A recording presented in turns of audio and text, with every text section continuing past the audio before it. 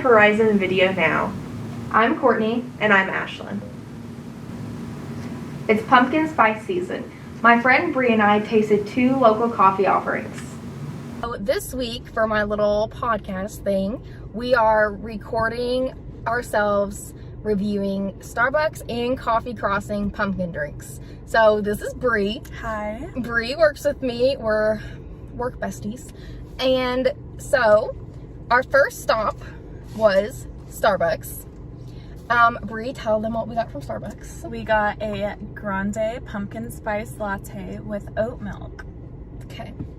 And from Coffee Crossing, we just got a pumpkin latte with oat milk as well. So we're keeping it all level here. Oat milk across the board, pumpkin across the board. So we are judging which coffee shop we personally think had the best pumpkin lattes. Little disclaimer, Coffee Crossing is a little cheaper than Starbucks, but it's like a matter of cents and change. So not that big of a deal, but just a little disclaimer. Coffee Crossing was a little cheaper. So time for the test.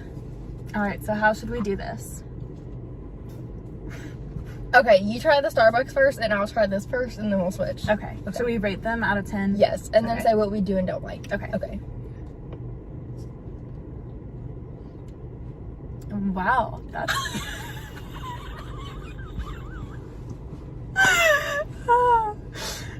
It's pretty good. I'd give it a 9 out of 10. Would you? It is pretty spicy. It's very pumpkin. The pumpkin doesn't taste too artificial. The oat milk is good. The temperature is good. The espresso is not burnt. So they did a good job. That's a big thing with us too, for real, is the espresso being burnt. We always have something to say about that. Yeah. So that's a very big plus. Okay, I'm gonna try the Coffee Crossing. Okay, I'm normally not a pumpkin girl. This is actually really good, so I would give it like a 9. It reminds me of pumpkin pie. It doesn't give me too much spice, but it gives me more of the pumpkin pie vibes, and I really like that. Okay. All right, let's switch. Okay. You go first.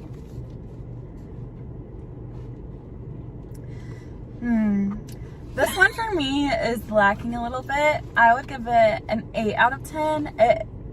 It's just very like pumpkin, like canned pumpkin. I don't know. There's not a lot of spice or any. So pumpkin pie filling. Yeah, pumpkin pie filling is what this one is. Okay. Okay, here we go.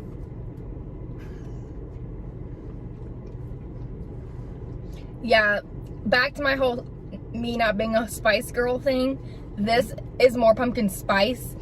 I think we have total opposite opinions at this point. She's more of a spice girl, and I'm more of, I guess, artificial pumpkin. I really like the Coffee Crossing one better. Well, good, because I like the Starbucks one better. Okay, so I give this one a 9 out of 10, and I give that one about a 7 or an 8. Yeah. So what do you give them? This one was a 9, and that one was an 8. Okay. But really, I want to push that down to a 7. After the aftertaste has been in my mouth, it's just not good. Well, to be fair, they're both good. It's just I personally would rather have Coffee Crossing. I used to work at Coffee Crossing, and I'm telling you, Starbucks won this one. They did. Also, the experience of getting our coffees through the drive-thru. Starbucks was a good experience in the drive-thru. Yes. The lady was super, super nice. Personable. And Coffee Crossing was just very short and sweet. Nothing wrong with it, but Starbucks really upped their game today. Yep. Well, thanks for coming to my review, and we'll be back next week. Bye. What's your favorite movie of all time? I asked around campus, and here's my first review. Welcome to Movie Review by You, where I ask random students on our college campus what their favorite movie is, and then I review it. Let's look at some footage I took earlier this week while walking around on campus. Hey, can I ask you a question? Sure. What's your favorite movie? I think, oh, that's a hard one. Give me a second. Okay. I think it's 12 Angry Men. 12 Angry Men? Okay. Yeah. Is there like a version of it, or? It's an older one. It's the one like in the 1940s. Awesome. Thank you. You're welcome. So what are some quick facts about 12 Angry Men? This movie stars Henry Fonda playing the main juror, juror number 8. This movie also takes place in a jury room in New York City in the summer of 1957. And this movie could be classified as a drama or a legal drama or both, but it is very dialogue heavy. So, in a more general sense, this film centers around a court case where the defendant is a boy being charged with first-degree murder. And it is up to 12 jurors to decide whether or not the boy is guilty based on the trial that was just presented to them. And that's where the movie starts. So the 12 jurors are dismissed to a room to discuss whether or not they think that the boy is guilty. And the only catch is they all have to unanimously decide if the boy is guilty or not. And if he's found guilty, he will be given the death penalty. And what starts out as a clear-cut case, and most of the jurors agree, slowly turns into a heated debate that results in juror number 8 shedding some light on things that weren't previously thought of, and the movie ultimately making a case based on whether or not the jurors' biases have changed their opinions or not, and what does justice have to do with it. So for this movie, I based my review of 12 Angry Men on 3 categories. The first of these is the plot. The plot of this film is pretty easy to follow, and it's straightforward. You're given the concept at the beginning. Is the boy guilty? Is he not? That's the goal. That's what we're trying to figure out throughout the course of the movie. However, sometimes there was a overwhelming focus on the dialogue. There's not much action happening. The movie is taking place in this jury room for the whole hour and 37 minutes.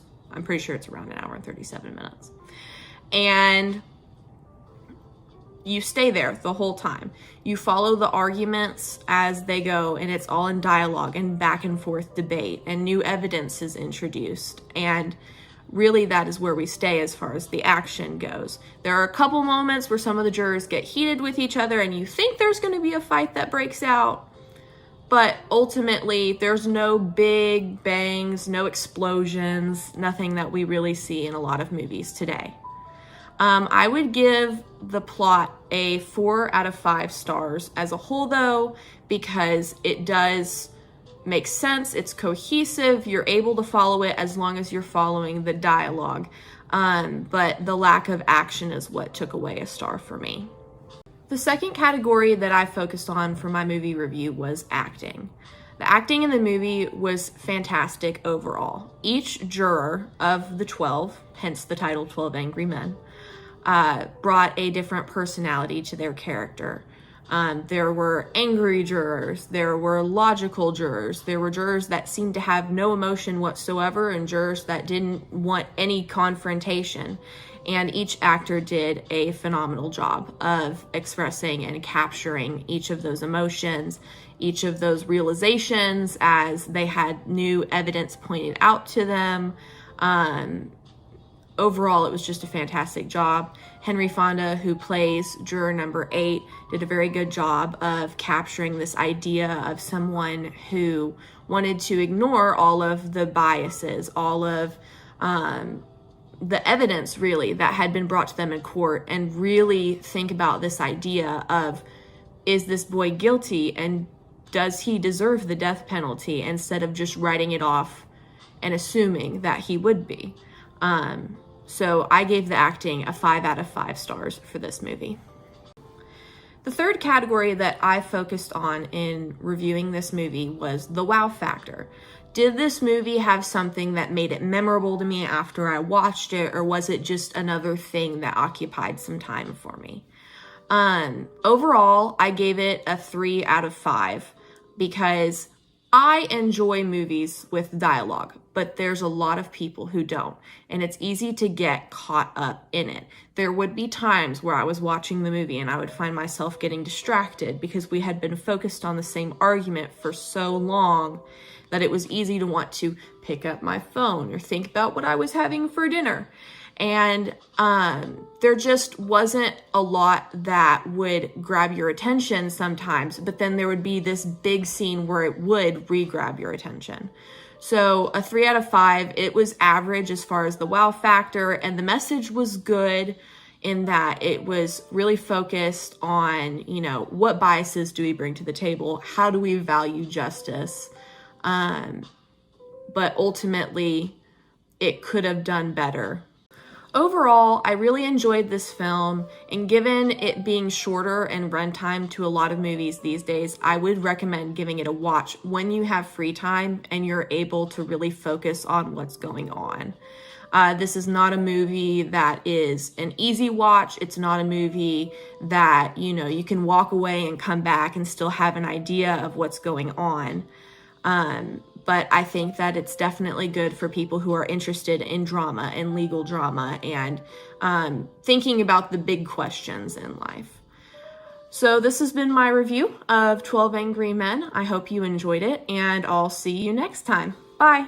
Thank you for watching Horizon Video Now.